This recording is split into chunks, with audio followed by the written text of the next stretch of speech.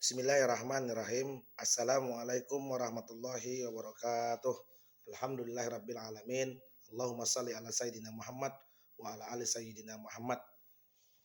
Alhamdulillah, siang hari ini kembali saya dapat menyampaikan penjelasan materi yang tadi materinya sudah saya sampaikan di grup. Mohon maaf ini singkat saja ya karena saya di sela-sela acara pelantikan pengurus kemahasiswaan. Alhamdulillah rabbil alamin. Allahumma shalli sayyidina Muhammad wa ala sayyidina Muhammad. Yang kami hormati mahasiswa program studi IAT jalur RPL. Sesuai dengan apa yang tadi sudah saya sampaikan di grup, materi berupa hadis Hasan ya, dengan judul hadis Hasan. Hadis Hasan ini adalah salah satu bagian daripada hadis kalau dibagi dalam bentuk kualitas. Jadi kalau ditanyakan berapa macam hadis berdasarkan kualitasnya atau mutunya gitu, itu ada 3 macam. Yang pertama hadis sahih, yang kedua hadis hasan, yang ketiga nanti hadis daib. Insyaallah hadis daib besok kita sampaikan materinya. Hadis hasan adalah hadis yang hadis yang tidak sampai pada derajat sahih tapi juga tidak layak dianggap sebagai hadis yang lemah atau hadis daib. Jadi hasan artinya lawan daripada jelek atau lawan daripada buruk. Jadi hasan ya, artinya bagus atau baik.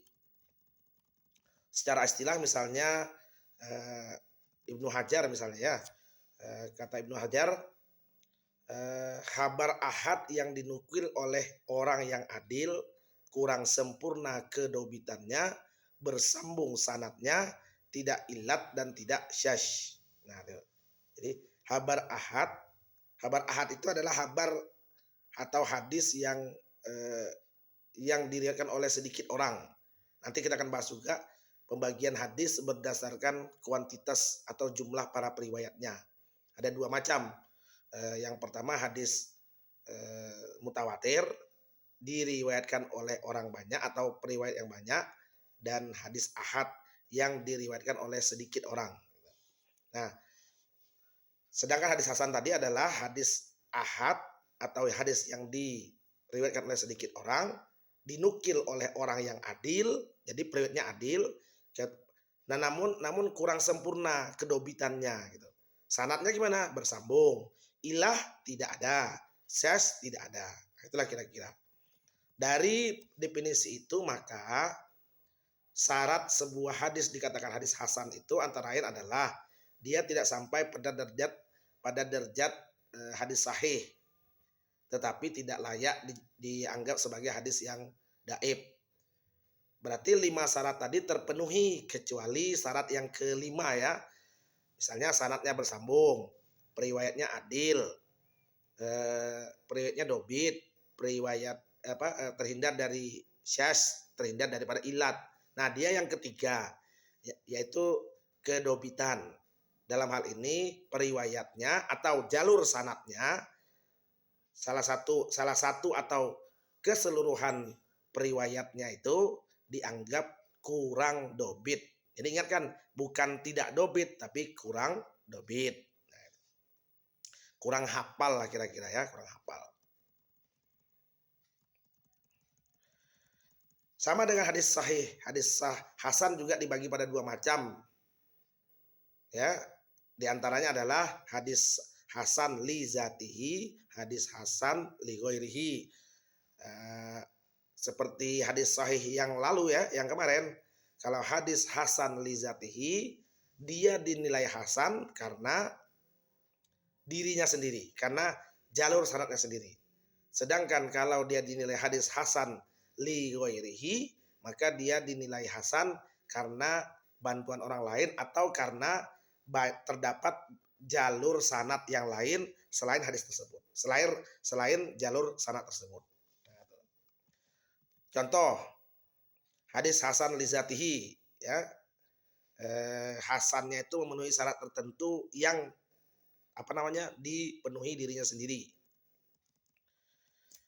Haddasana Mahmud qala haddasana Yazid qala akhbarana Al-Walid bin Jamil Al-Kindi anil Qasim bin Abdurrahman an Abi Imamah qala Rasulullah sallallahu alaihi wasallam man rahima walau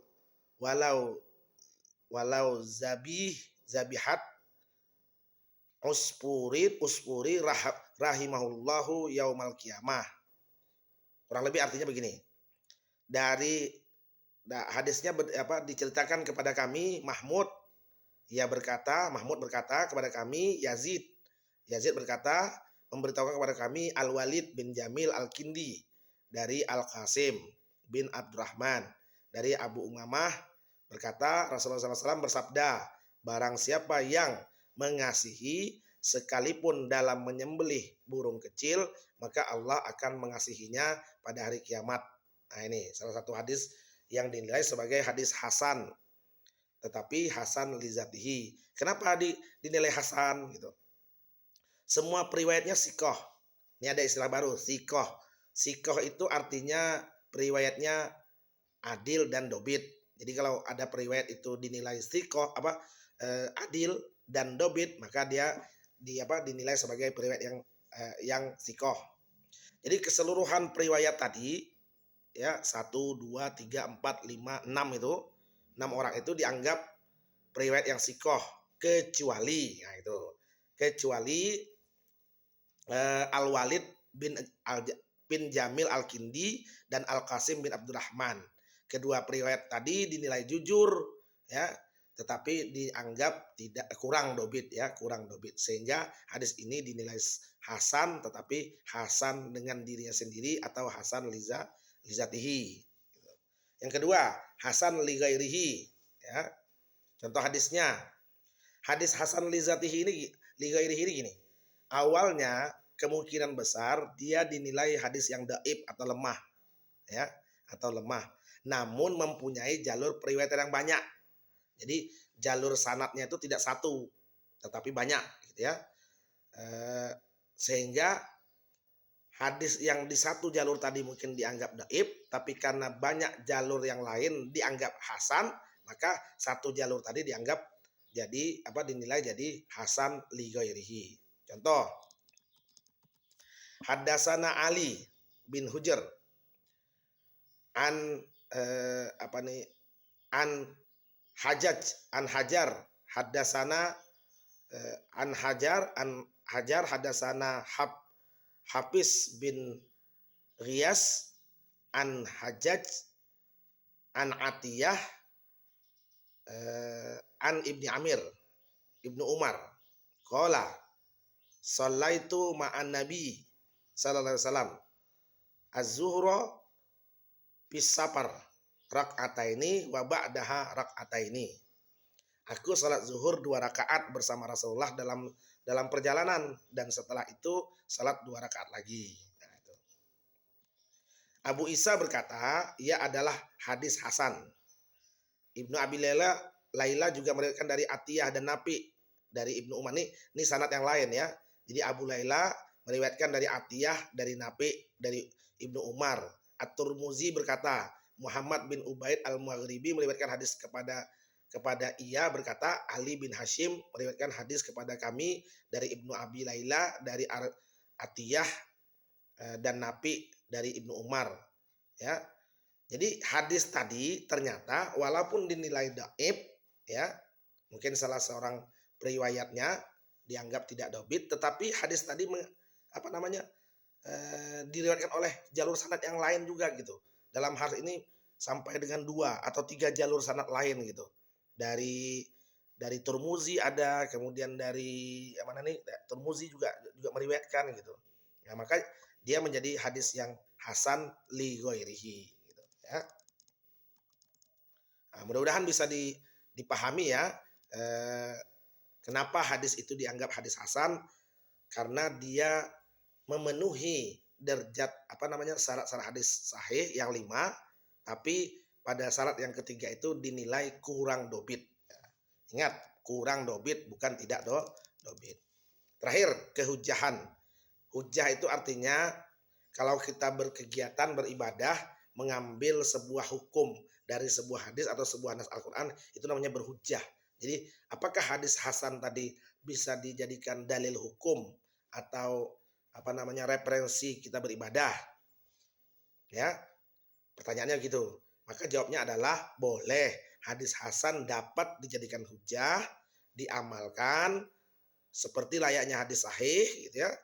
Hanya saja memang hadis hasan ini memiliki kekuatan di bawah hadis sahih. Tepatnya begini, kalau saya pribadi selama dia masih dinaungi oleh Al-Qur'an, tidak bertentangan dengan hadis sahih lainnya gitu.